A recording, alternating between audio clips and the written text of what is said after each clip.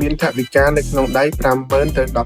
$10,000 គឺជាចន្លោះមួយដែលធ្វើឲ្យអ្នកទិញឡាននៅស្រុកខ្មែរឈឺក្បាលខ្លាំងជាងគេព្រោះតែម្ខាងគឺអាចជិះ SUV មួយទឹកស៊េរីខ្ពស់លំដាប់ Luxury ដូចជា Lexus RX 350 Lexus 507 ឆ្នាំខ្ពស់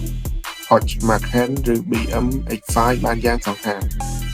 ហើយម្ខាងទៀតគឺអាចកាន់សោឡានថ្មីខ្លាំងគោដូចជា Ford Everest Toyota Prado Hyundai Palisade ឬ Mazda CX-90 ជិះដោយស្ងប់ចិត្តនិងមានធានាត្រឹមត្រូវពីក្រុមហ៊ុនតើជម្រើសមួយណាទើបជាជម្រើសឆ្លាតវៃនិងសមស្របបំផុតសម្រាប់បងប្អូនថ្ងៃនេះ Cambodia Auto Dealer នឹងធ្វើការវិភាគឲ្យលម្អិតទាំងអស់គ្នា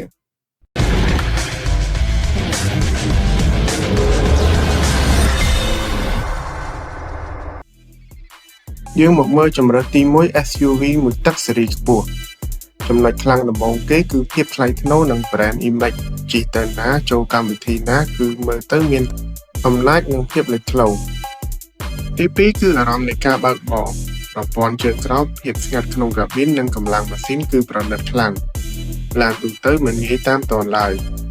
ហើយចំណុចសំខាន់មួយទៀតគឺវាខាតតម្លៃតិចទូឡានបានធ្លាក់ថ្លៃរួចរាល់ពីម្ចាស់ដើមប្រើ2ទៅ3ឆ្នាំលក់វិញមិនសូវខាតច្រើនទេប៉ុន្តែចំណុចត្រូវប្រុងប្រយ័ត្នគឺរឿងប្រវត្តិឡាននិងថ្លៃប្ដូរគ្រឿងបន្លាស់ដែលថ្លៃជាងឡានធម្មតាម្ដងនេះមកមើលជម្រើសទី2ប្រភេទឡានថ្មីខ្លាញ់គោ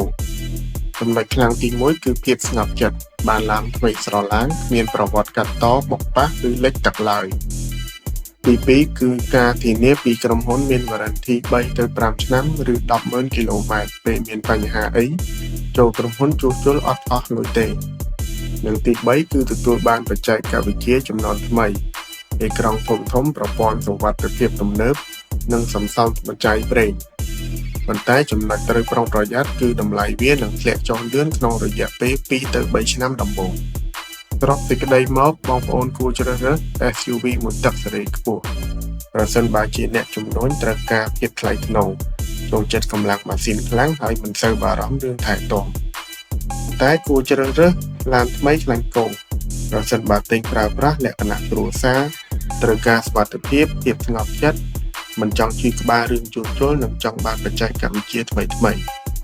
ចុះសម្រាប់បងប្អូនវិញបើមានថវិកា $50,000 ទៅ $10,000 តើបងប្អូនជ្រើសរើសរថយន្តមួយណាខមមិនប្រាប់ខ្ញុំនៅខាងក្រោមផងហើយបើចង់បានឡានមួយទឹកគុណភាពខ្ពស់ពិនិត្យត្រឹមត្រូវឬឡានស្តុកថ្មីកុំភ្លេចទាក់ទងមក Cambodia Auto Dealer ចុច like Subscribe និង Share វីដេអូនេះផងជួបគ្នានៅវីដេអូក្រោយ